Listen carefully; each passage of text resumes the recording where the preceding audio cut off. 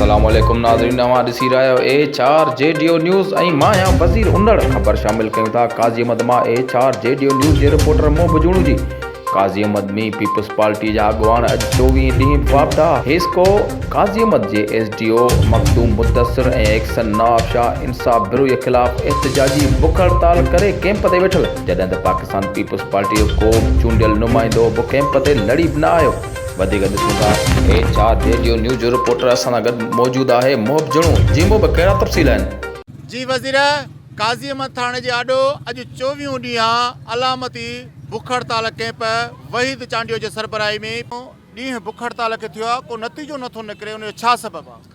साईं, या त हिकु असांजे जेके चूंडियल नुमाइंदा आहिनि, हिकु त ईअं चइजे त उन्हनि जी नाअहली आहे, छो जो हीअ इन्हनि जो को ज़ाती बिज़नेस या असांजो को ज़ाती ते कारोबार फैक्ट्रियूं न आहिनि, जंहिंजे करे असां 24 ॾींहं लगातार एहतिजाज कयूं पिया।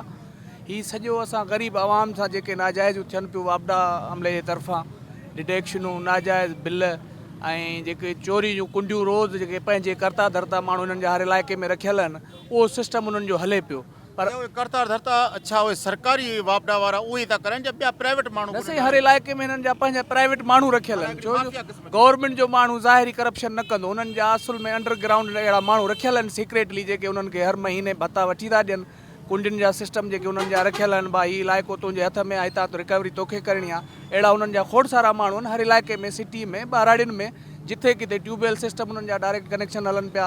ॿाराड़ियुनि में खोड़ सारियूं चकियूं आहिनि जेके असां ॾिसूं पिया था, उहे हिननि जो डायरेक्ट हलनि पियूं। जी, मूंसां गॾु हिते जेको सरगर्म अॻुवाण आहे एहतजाज कयो आहे, ऐं हुन सच ॻाल्हाइण जे करे एहतजाज करण ते FIR थी अचो त पुछो दादा छा नालो आहे? जी, मुंहिंजो नालो वहीद अली चांडियो आहे, मां पीपल्स पार्टी सिटी काज़ी जो सीनियर वाइस प्रेसिडेंट आहियां।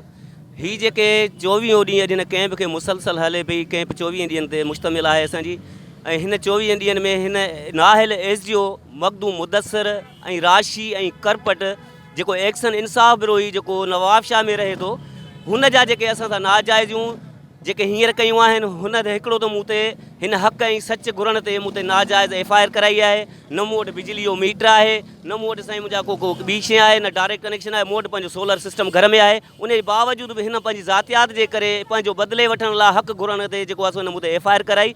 चलो ठीकु आहे, FIR जेका थी वई उनखे मुंहुं ॾींदासीं, को मसइलो कोन्हे को, हीअ बि हिते असां बि हिते बाक़ी रहियो मसइलो जेके हिन असां सां हिते वचन कया ऐं हिते कैंप ते वेही अॻे दफ़े बि असां जेका कैंप हई उनखे जेको उहा कैंप तव्हांजे घणा ॾींहं हिते लॻल हुई ऐं ॻाल्हियुनि में कहिड़ा पुता ऐं छा तइ थियो उन में?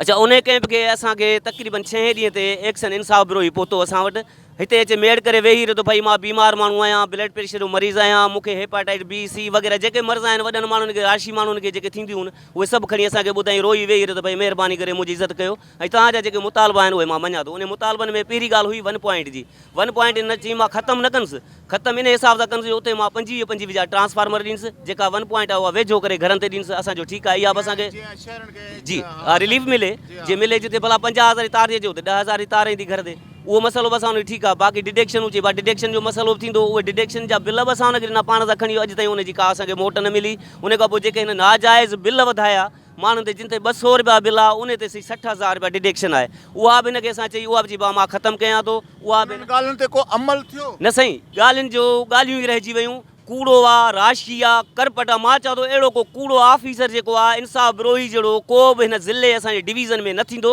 ऐं वॾो क़ुरानी ऑफिसर आहे हीउ माण्हू। साईं, तव्हांजो नालो छा आहे, तव्हां पीपल्स पार्टी में छा हो ऐं 24 ॾींहंनि खां एहतजाज पिया कयो, आख़िर केरु ॿुधण वारो न आहे, छा सबबु आहे? बिस्मिल्लाह रहमान रहीम। असांखे अॼु 24 ॾींहं आहे हिन एहतजाज खे, असां सरापा एहतजाज आहियूं। मां काज़ी अहमद जो जनरल सेक्रेटरी आहियां पीपल्स पार्टी जो सिटी जो, कुर्बान अली लाशारी। ऐं असांखे अॻु में बि हिननि जा वाइदा वचन आहिनि, सभु कूड़ा निकिता, ऐं हीअ मुदस्सिर त तमामु कूड़ो माण्हू आहे, नाहिल माण्हू आहे हीअ। ऐं हिन सां अॻु में बि असांजी थोरियूं घणियूं ॻाल्हियूं थियूं, ऐं FIR उन्हनि ते कराए थो जंहिंजे 400 रुपया 450 रुपया बिल आहे, FIR उन ते थिए थी।